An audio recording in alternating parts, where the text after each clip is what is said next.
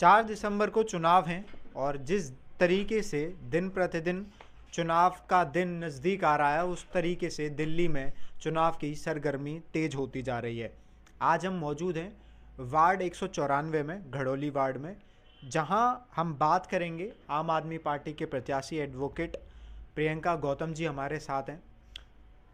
क्या कुछ मुद्दे हैं जो जनता के लिए लेकर वो चुनावी मैदान में हैं और क्या कुछ वो करेंगी अगर वो यहाँ से जीतती हैं, तो इन्हीं सब मुद्दों पर हम उनसे बात करेंगे। आपका बहुत बहुत स्वागत है चैनल पे।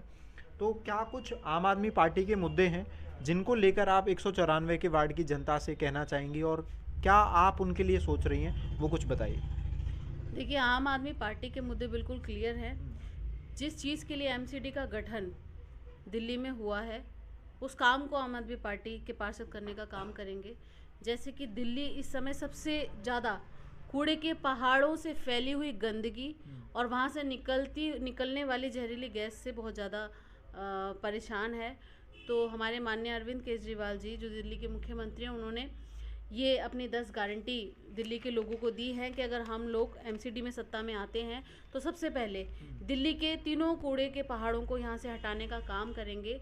दूसरा, सबसे अहम रोल जो एमसीडी का होता है कि अपने क्षेत्र में कूड़े की व्यवस्था को सुचारू रूप से चलाना, जिसमें कि नालियों की प्रॉपर सफाई हो और सफाई होने के बाद जो नालियों से बाहर कूड़ा निकाल दिया जाता है गलियों में, वो भी समय अनुसार वहाँ से उठ जाए और नालियों में एंटी मॉस्किटो का छिड़काव प्रॉपर तरीके से होता रहे, पार्कों की सफाई अच्छे से होती रहे, ग्रीनरी, फूल पत्तियाँ, ये सब वहाँ पे अच्छे से मेंटेन हो। इसके साथ ही जहाँ पे मेरे क्षेत्र में डार्क स्पॉट्स हैं, हम उस पर सबसे पहले काम करेंगे कि जितने भी मेरे क्षेत्र में डार्क स्पॉट हैं उनको उजाले से भरने का काम करें। इसके साथ ही व्यापारी वर्ग के लिए अभी हम लोग एमसीडी में आने के बाद काम करेंगे। जो वो बेचारे कन्वर्जन चार्ज, पार्किंग चार्ज, दुनिया भर के टैक्सों से परेशान रहते हैं, अरविंद केजरीवाल जी ने साफ कह दिया है कि हम एमसीडी में आते हैं तो व्यापारी वर्ग को इनमें से किसी भी चार्ज का भुगतान नहीं करना पड़ेगा और जो भी चीज़ें टैक्स से रिलेटेड होती हैं उनकी प्रक्रियाओं को बहुत आसान किया जाएगा, तो जिससे कि हर तबका हमारा खुश रहेगा।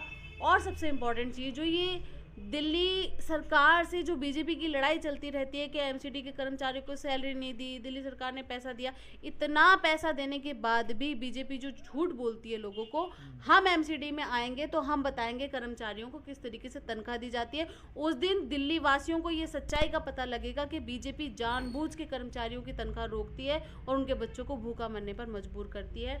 इसके साथ ही जो आवारा पशु क्षेत्र में डोलते हैं, बच्चों को काट जाते हैं, बड़ों को काट जाते हैं, वो एक बहुत बड़ी समस्या दिल्ली में है। चाहे वो आवारा कुत्तों की हो, आवारा पशुओं की, किसी की हो, उनके लिए भी हम बहुत बेहतरीन व्यवस्था करेंगे दिल्ली में, जिससे कि हमारे पशुओं को भी एक अच्छा वातावरण मिले, वो भी अपनी ज़िंदगी इस तरीके से ना जिएं, घुट घुट के इतने उनके शरीर पे इतने जख्म हो जाते हैं, कोई देखने वाला नहीं है, उनके लिए भी हम सोचेंगे। क्षेत्र की सफाई की व्यवस्था पे हमारा मेन फोकस रहेगा। कूड़े के पहाड़ों पर हमारा मेन फोकस रहेगा कि दिल्ली से कूड़े के पहाड़ों को गायब करना है। चाहे किसी भी प्रकार की तकनीक का हमें इस्तेमाल इसके लिए करना पड़े, इसके लिए हमें विदेशी तकनीक का भी इस्तेमाल करना पड़ेगा, तो हम उसको करेंगे। जैसे कि लोगों को, जब हमारी टीम ने यहाँ सर्वे किया 194 में, तो पता लगा कि लोग पानी की समस्या से भी बहुत ज़्यादा परेशान है। पानी गंदा आता है, कई जगह लोगों ने बोला कि कीड़े निकल रहे हैं और बहुत गंदा है। और बीजेपी की बात करें तो वो कह रही है कि ये कूड़े के जो ढेर हैं हमारे काल के नहीं हैं, ये बहुत पहले से हैं और इसके लिए ब्रिटिशर्स के टाइम से कह रहे हैं वो, और कूड़ा जाएगा कहाँ। और आम आदमी पार्टी ये भी कह रही है कि 16 कूड़े के ढेर और बनने थे, तो इस पर क्या कहना है? देखिए, कूड़े के पहाड़ बहुत पहले से हैं, मतलब कितना पहले से, 17 साल तो एमसीडी में बीजेपी को हो गए। मतलब 17 साल में भी आप कूड़े की समस्या से निदान ही नहीं कर पा रहे हो और उल्टा ये बोल रहे हो कि हम कूड़े को कहाँ जाए से, तो फिर हमारे घरों में, किचन में से भी जो कूड़ा निकलता फिर तुम किचन में इकट्ठा करता रहे, उसको बाहर फेंकेंगे नहीं, उसका निदान नहीं करेंगे तो घर भी कूड़ेदान बन जाएगा हमारा। और दिल्ली हमारा घर है, हम ऐसा मानते हैं, तो हम वहाँ से कूड़ा साफ करने का काम करेंगे।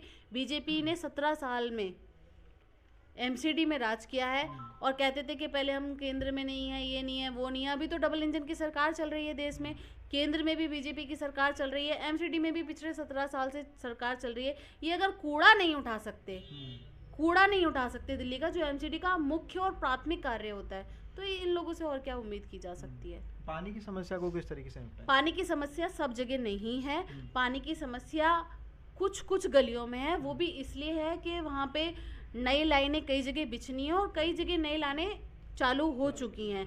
जहाँ पे नई लाइनें बिछने का काम हो रहा है वहाँ पे जो मलबा होता है उसकी वजह से पानी हो सकता है कि मटमीला या मटेला पानी आ गया हो, तो उसको हम पानी गंदा कह सकते हैं।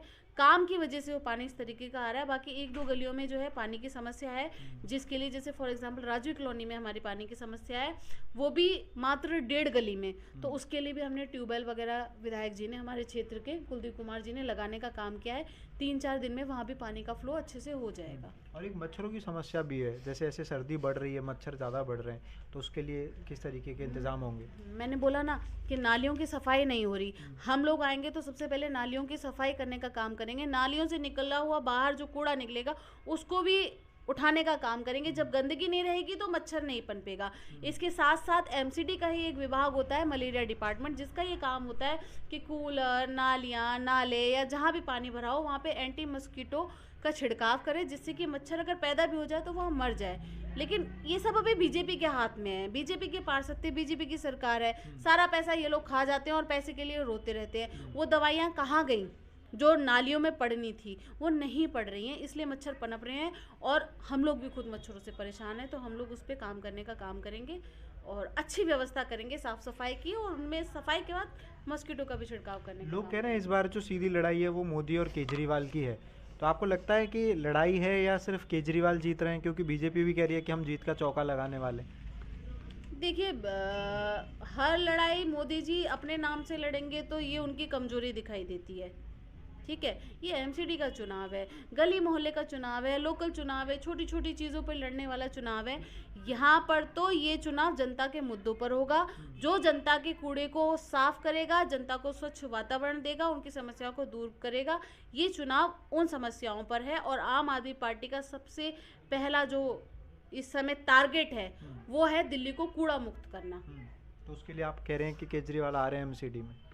बिल्कुल, केजरीवाल जी ने तो लिख के दे दिया। आपने देखा होगा पंजाब इलेक्शन में भी उन्होंने लिख के दिया था कि इतनी इतनी सीटें आएंगी, वो सच हुआ। एमसीडी इलेक्शन के लिए भी केजरीवाल जी ने लिख के दिया कि 250 में से 20 सीटें बीजेपी की आ रही हैं, तो बाकी 230 तो हमारी ही हुई।